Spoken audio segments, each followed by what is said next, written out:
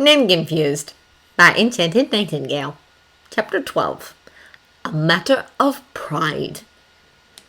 He had gotten used to the tender mercies treatment of doctors and medi-wizards and healers being on his hide, worrying about him and his injuries.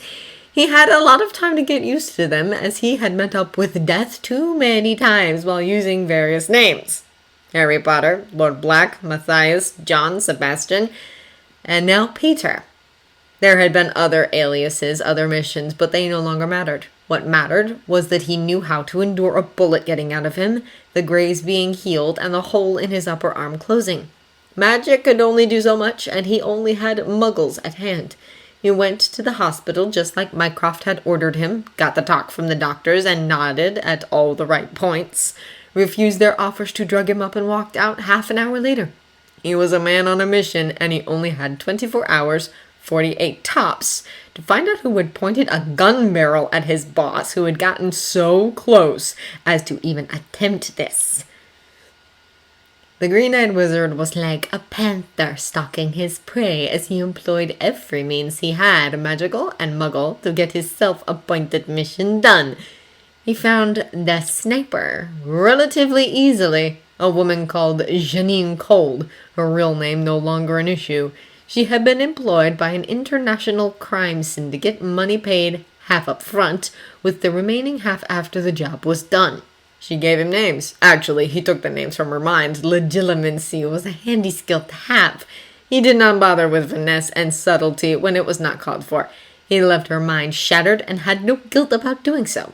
He dropped her off at a certain hospital for the mentally ill, a facility that worked closely with the entire staff of Mycroft homes.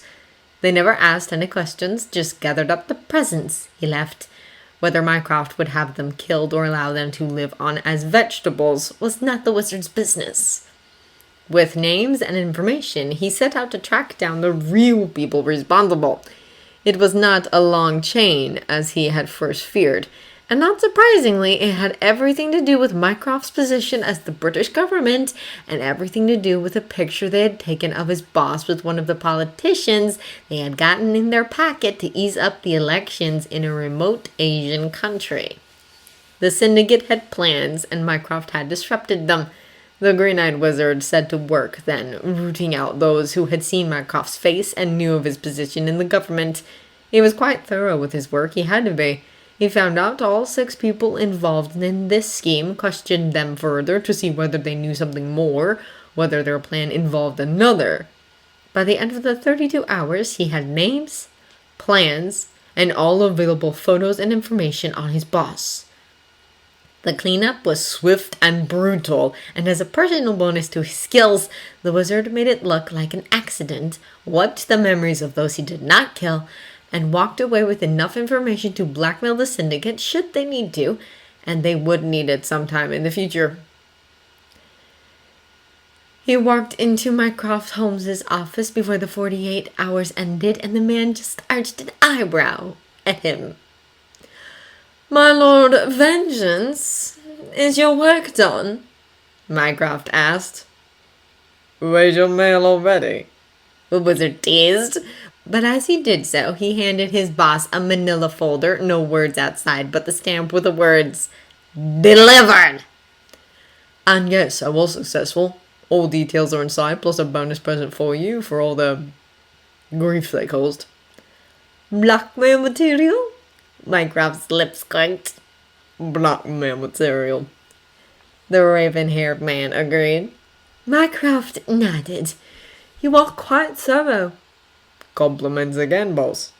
"I'm in a good mood today," the other man replied. His eyes strayed on the wizard's torso. "Did you—" "See to my wound?" "I did," the green-eyed man confirmed. "Good. Now hand me that file. I want to see how useful my present is.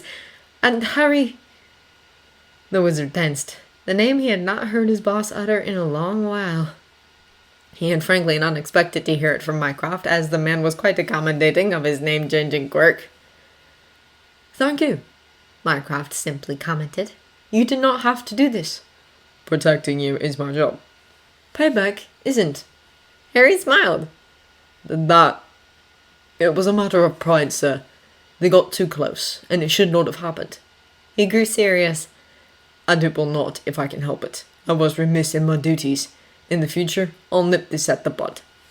Mycroft nodded. Yes, he said, thinking of the blood-stained tie he had kept. It had better not happen again.